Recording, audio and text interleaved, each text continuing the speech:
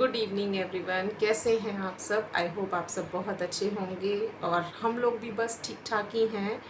और welcome back to my channel Shikha की दुनिया।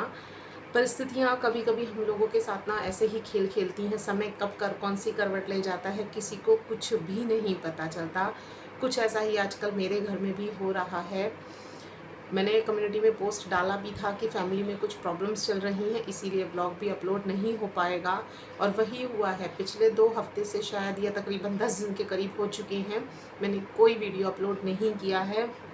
क्योंकि हो क्या रहा है, मतलब मन ही नहीं कर पा रहा। चीज़ें इतनी ज़्यादा कॉम्प्लिकेटेड है ना इस समय कि सोच कर ही ऐसा लग रहा है कि किधर से संभाले और किधर को नहीं संभाले, कुछ भी समझ में नहीं आ रहा है। परिस्थितियाँ मैंने बताया ना बहुत ज़्यादा क्रिटिकल हैं। कहते हैं कि कभी कभी ईश्वर परीक्षा लेता है और परीक्षा भी वो उन्हीं लोगों की लेता है जो उसकी परीक्षा में पास हो सकते हैं। तो वही समय इस समय मेरे परिवार का चल रहा है और वो क्यों है कैसा है ये भी मैं आपको बताती हूँ। मैंने अपने व्लॉग्स में पहले भी कई बार जिक्र किया है, लेकिन कभी कभी ना होता क्या है कि हम जो नहीं सोचते हैं जब वैसा हो जाता है तो हम बहुत ही ज़्यादा बिखर कर रह जाते हैं। लेकिन समय के साथ अगर सभी लोग बिखर जाएं तो चीज़ें फिर संभाली नहीं जाती हैं। तो बस चलिए शेयर करती हूँ। फैमिली हैं आप लोग भी, और जैसा कि हमारे रिलेटिव्स को सबको पता है तो मुझे ऐसा लगा कि शायद आपको भी ये चीज़ पता होनी बहुत ज़रूरी है। और बस चलिए बताती हूँ मैं आपको।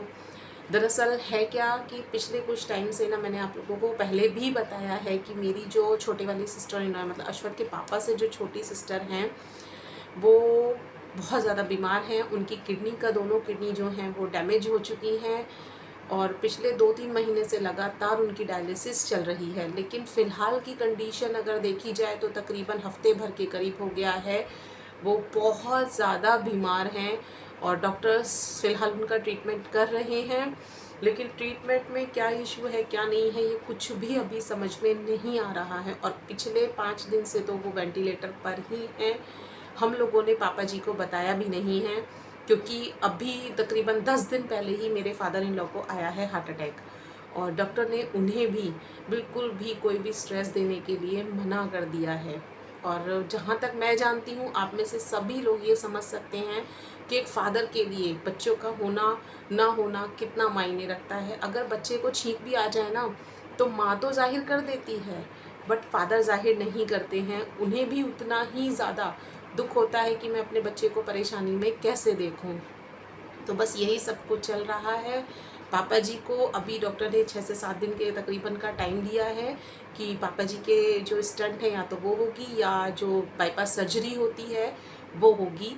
तो डॉक्टर ने अभी बोला है कि आप थोड़ा सा इतने रिलैक्स करके सोच लीजिए। हमारी भी 8 दिन की सर्जरी शेड्यूल है, क्योंकि हम लोग चाहते थे कि इनका ट्रीटमेंट बहुत अच्छी जगह हो। तो हमने इन्हें सफदरजंग में ही दिखाया था दिल्ली में। तो वहाँ पर जो अच्छे क्वालिफाइड डॉक्टर्स हैं, जैसा कि सभी को पता है कि एम्स है, पंत है, यहाँ पर बहुत अच्छे क्वालिफाइड डॉक्टर्स हैं। प्राइवेट हॉस्पिटल्स में भी होते हैं, ऐसा नहीं है, बट प्राइवेट हॉस्पिटल से ज़्यादा जो ट्रीटमेंट अच्छा है वो है इन जगहों का। तो बस पापा जी का जो भी होना है, स्टंट या बाल जो भी पड़ने हैं और जो सर्जरी होनी है वो भी करेंगे, और दीदी भी एडमिट हैं।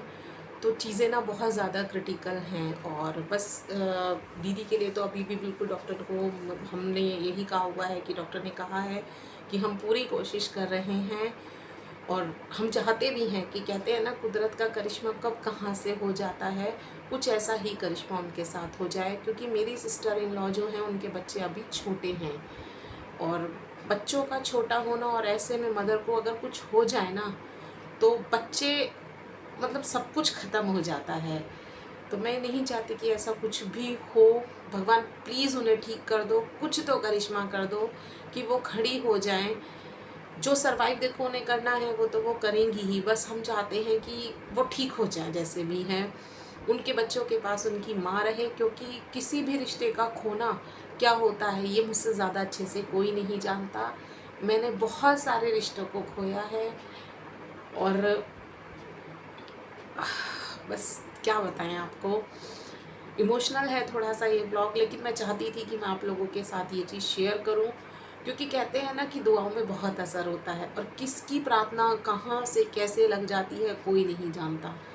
तो मैं भी बस यही चाहती थी कि आप लोग प्लीज़ मेरी फैमिली के लिए प्रेयर कीजिए कि मेरी फैमिली में सब कुछ ठीक हो जाए, मेरे फादर इन लॉ भी ठीक हो जाए। क्योंकि अभी क्या हो रहा है कि इनके स्टंट पड़ने हैं, उसमें भी इशू है थोड़ा सा। और अगर हम बाईपास सर्जरी कराते हैं तो उसके बाद जो पेन होता है वो थोड़ा सा अनटॉलरेबल होता है। देखिए, हम लोग एक मिडिल क्लास फैमिली में हैं और हम लोग सभी जानते हैं कि हमारे लिए इतना अफोर्ड करना तो मुश्किल होता है कि भाई हम पापा के लिए कोई पर्सनली एक टेक केयर बंदा रखें। हम लोगों को ही सब कुछ करना है। और हम लोग जब अपने पेरेंट्स को दर्द में देखते हैं ना, तो हमें भी दर्द होता है। जैसे बचपन में अगर बच्चे को दर्द हो और पेरेंट्स देखते हैं तो उतना ही दुख पेरेंट्स को भी होता है। सो वही चीज़ हम लोगों के साथ है। आज हमारे पेरेंट्स अगर उस एज में हैं तो वो बच्चे ही हैं और हम लोगों को उनकी केयर करनी है। तो वही चीज़ अगर पेरेंट्स को दर्द होगा तो हम लोगों को भी दर्द होगा। तो थोड़ा सा बस यही इन भाइयों के बीच का वो चल रहा है कि क्या कराएं, समय से ही करा लेनी है। तो डिसीज़न लेना थोड़ा सा टफ हो रहा है। बाकी इसके अलावा और लोगों से भी डिस्कस किया है। इनके जो चाचा जी हैं बहुत अच्छे हैं, नॉलेज वाइज भी क्वालिफाइड हैं, डॉक्टर्स के साथ कांटेक्ट बहुत अच्छे हैं। तो उन्होंने भी यही कहा है कि बाईपास सर्जरी कराइए क्योंकि स्टंट वॉल का जो इशू है वो काफ़ी ज़्यादा है। तो बस देखते हैं क्या कराते हैं। लेकिन जो भी होगा बहुत जल्दी आप लोगों के साथ उसे भी अपडेट करूँगी। लेकिन फ़िलहाल तो बस इतनी ही भगवान से रिक्वेस्ट है कि प्लीज़ भगवान कोई भी कुदरत का करिश्मा कीजिए और मेरी जो नंद हैं उन्हें ठीक कर दीजिए। हम लोगों के लिए ना सही, उनके मदर फादर के लिए ना सही, लेकिन उन छोटे बच्चों के लिए उन्हें ठीक कर दीजिए। क्योंकि बच्चों के सिर पे पेरेंट्स का होना, स्पेशली माँ का होना ना, बहुत ज़्यादा ज़रूरी होता है। माँ बच्चे के लिए दोस्त भी होती है, उसकी सहेली माँ भी होती है, बहन भी होती है, सब कुछ बन जाती है माँ। बाप फादर बहुत कुछ करते हैं, लेकिन फादर अपनी रिस्पॉन्सिबिलिटीज़ में घिरे हुए होते हैं। उन्हें बच्चों को पढ़ाना है, उन्हें सब कुछ करना है, तो वो बच्चे के पास उतना टाइम तो नहीं दे सकते ना। होना दोनों का बहुत ज़रूरी है। तो मैं यही चाहूँगी कि जितना भी समय उनके बच्चे अपने आप में थोड़ा स्टेबल नहीं हो जाते, अपने लिए कुछ करना नहीं सीख जाते, तब तक तो एटलीस्ट दीदी को उनके पास हमेशा ही रहना चाहिए।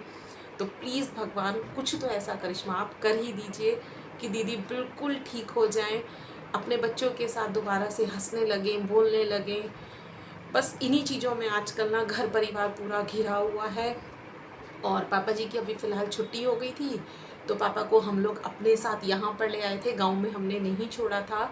उसका सबसे बड़ा इशू यही था कि अगर गाँव में पापा जी रहते, वहाँ पर बहुत से लोग आते, मम्मी के पास मिलने आते सब लोग, तो वो दीदी के बारे में भी पूछते।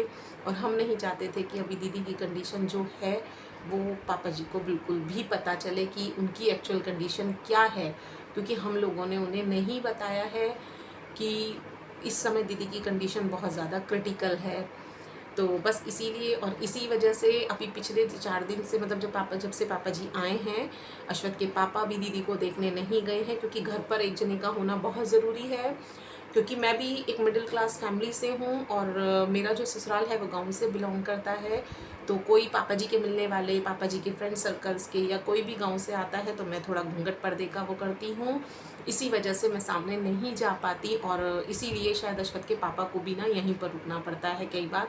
घर अपना ऑफिस का काम वो ऑनलाइन कर लेते हैं तो उसका इशू उन्हें नहीं होता है, बट थोड़ा सा इशू ना वही आता है कि कोई आ जाए। तो पापा को डॉक्टर ने बोला है कि आप इन्हें थोड़ा सा स्ट्रेस से दूर रखिए, इसीलिए हम लोग पापा जी को फिर अपने साथ यहाँ पर ले आए थे। वैसे भी यहाँ पर मुझे ऐसा लगा कि यहाँ पर जो फैसिलिटी उन्हें मिल सकती है ना, वो गांव में अवेलेबल नहीं हो सकती। क्योंकि गांव में आप कितना भी कर लीजिए, एक तो वो बाहर घूमेंगे, थोड़ा धूल धक्कड़ का घर भी हो जाता है, धूल वगैरह घर में बहुत ज़्यादा आती है, ओपन एरिया मैंने आपको दिखाया भी है। तो मौसम थोड़ा सा ऐसे ही चल रहा है, ह्यूमिडिटी बहुत ज़्यादा है। तो बस हमने फिर यही सोचा, यहाँ पर क्या है, ड्राइंग रूम में भी एसी है, तो यहाँ पर पापा जी अभी बाहर वाले रूम में रहते हैं, अच्छे से कोई आता है तो पापा जी के पास वहीं से मिलकर ही जाते हैं। और अब तो पापा जी का मन भी लग रहा है, क्योंकि पिछले 2-3 साल से ना पापा जी कम ही रुकते हैं यहाँ पर। वही है ना, मैं घूंघट करती हूँ तो उन्हें भी थोड़ा सा प्रॉब्लम होता है। तो बस इसी वजह से तो हम पापा को अपने साथ यहाँ पर ले आए और बहुत अच्छे से हम उनका ध्यान भी रखने की कोशिश कर रहे हैं, उनका मन भी लगा रहे, ऐसी ही कोशिश कर रहे हैं। तो बस यही चल रहा है आजकल, तो मैंने सोचा एक छोटा सा अपडेट आप लोगों को दे देती हूँ।